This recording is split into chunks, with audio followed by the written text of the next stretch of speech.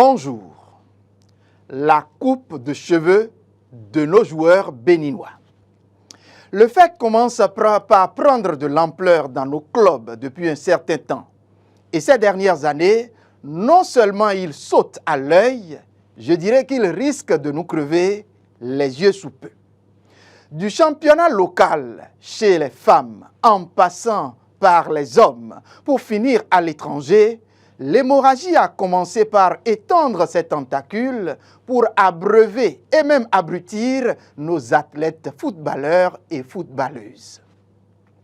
Vous n'avez pas besoin d'une loupe pour vous en apercevoir, tant l'évidence est toute crue.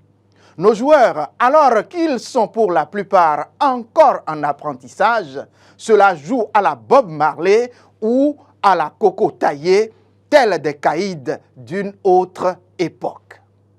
Tenez, dans le championnat national chez nos filles, si tant elles répugnent, autant les mèches venues toutes droit de l'Asie, tout porte aussi à croire qu'elles détestent leur propre chevelure, celle naturelle que Dieu, Mahou, Allah, Dada Segbolissa leur a accordée.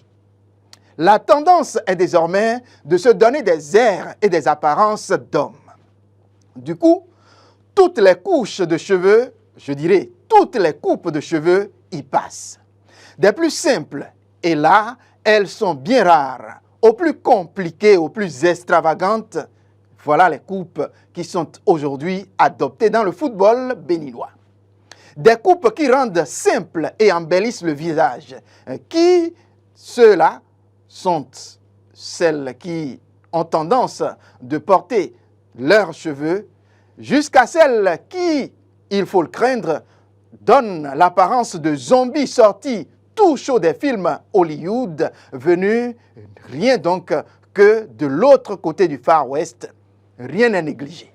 Pourtant, quand vous regardez les Anglaises, les Françaises, bref, vous regardez les Européennes, les Américaines et autres jouets, vous ne remarquerez pas ces écarts de la mode.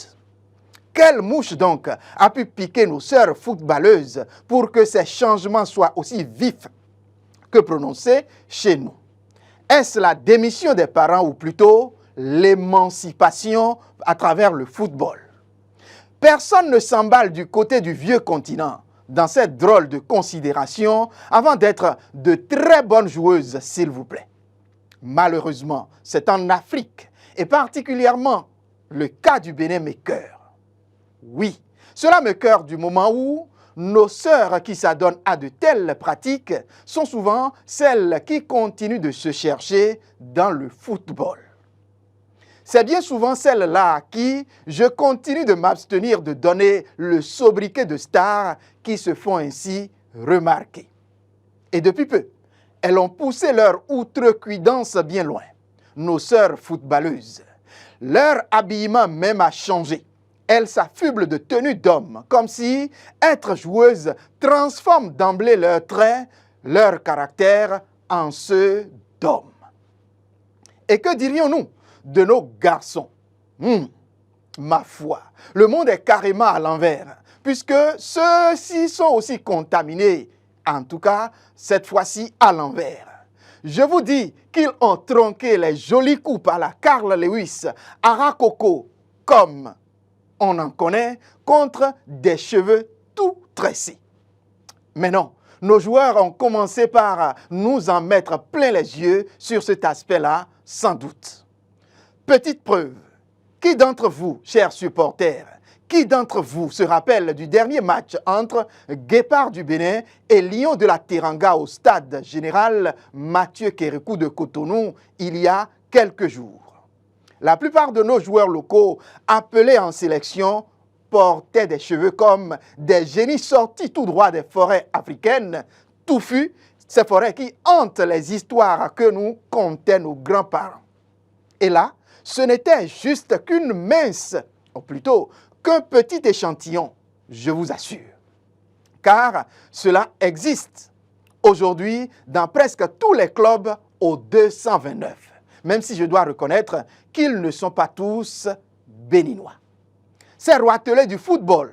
Ce sport n'est donc pas créé par vous et donc il n'est pas créé pour vous. Certes, vous passez dans le sport pour vous faire un nom. Et donc, il n'est pas question que vous vous embarrassez de ces affublements. Je pense qu'il est temps que nos joueurs et joueuses se consacrent beaucoup plus à l'essentiel. Il s'agit de nous faire voir du bon football. C'est ce que demande le public béninois en tout cas. La nation a besoin de votre connaissance du foot, pas de vos coupes ou de tresses à la je ne sais quoi, des tresses bizarres, des coiffures. Oh là là. Et je voudrais vous prier de ne pas oublier surtout que vous devriez être des modèles. N'obligez donc pas la jeunesse montante, la jeunesse de demain, à croire que ce sont les cheveux ou les coiffures qui jouent. Mais plutôt, permettez-leur de savoir que être footballeur, c'est être un modèle pour la société. C'est ce que je vous demande. Merci de l'avoir compris et à très bientôt.